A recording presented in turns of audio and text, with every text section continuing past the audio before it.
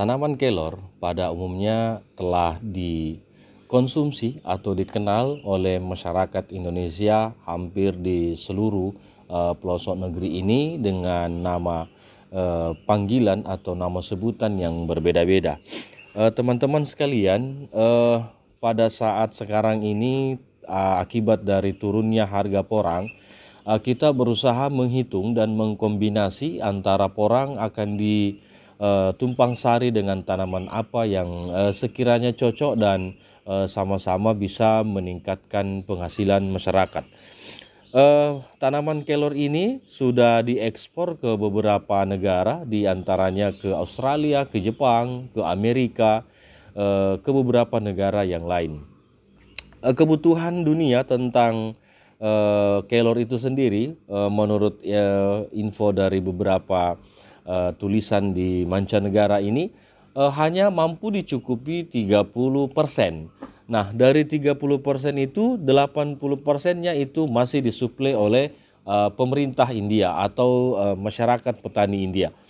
Indonesia sendiri sudah dikembangkan di beberapa daerah juga, terutama di daerah Sulawesi Tengah. Di sana sudah ada pabrik kelor yang cukup besar kapasitasnya.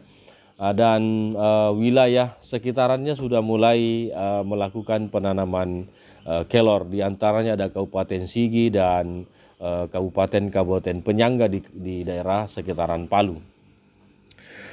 Untuk di Jawa Tengah, daerah NTT itu juga sudah lebih dulu melakukan ekspor kelor ini. Kelor ini dapat ditanam mulai dari 0 mdpl sampai dengan 1000 mdpl. Jadi menurut pengamatan dan apa yang sering kami lihat, bahwa porang yang di dataran rendah itu relatif lebih segar, lebih gurih dibanding dengan kelor yang ada di dataran tinggi. Begitupun di daerah-daerah yang kurang air atau lebih panas wilayahnya, itu kelornya lebih gurih dibanding dengan kelor yang tumbuh di daerah-daerah yang memiliki kelembaban yang cukup tinggi. Kelor ini dapat dipanen 40 hari sekali. Kalau dalam 1 hektarnya dengan populasi yang cukup padat, maka itu mampu menghasilkan kurang lebih 4,5 sampai dengan 8,5 ton per hektarnya itu produksi basah. Nah, kalau kita melihat bahwa mungkin karena kami juga belum melakukan penelitian lanjutan, tetapi kami perkirakan dalam 1 kilo powder yang dihasilkan dari daun kelor basah itu kurang lebih antara 3 sampai 4 kilo.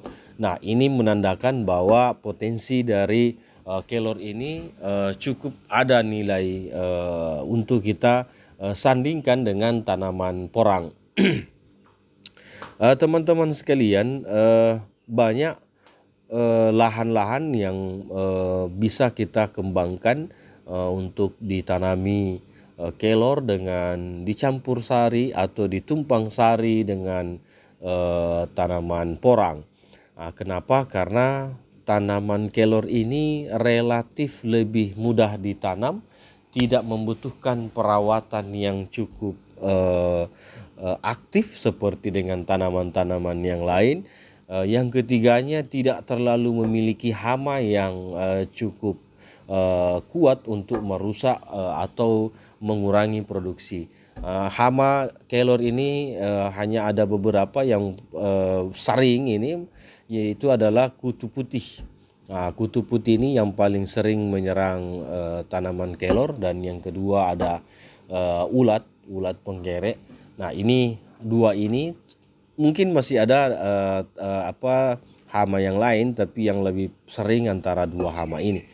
Nah, ketika kita menanam kelor, maka 1 kali kita menanam itu 20 tahun bisa kita nikmati hasilnya. Sementara porang yang ada di sela-selanya itu per satu tahunnya kita bisa panen satu kali.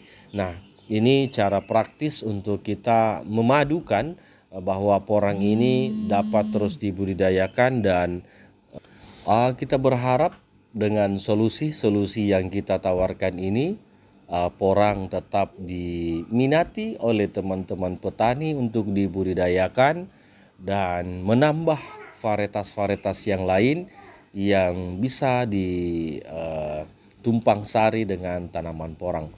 Pada akhirnya kita berprinsip bahwa jangan pernah ada lahan yang tidak ditanami dengan tanaman apapun, karena membiarkan tanah menjadi kosong itu pertanda bahwa membiarkan tanah itu menjadi tidak subur.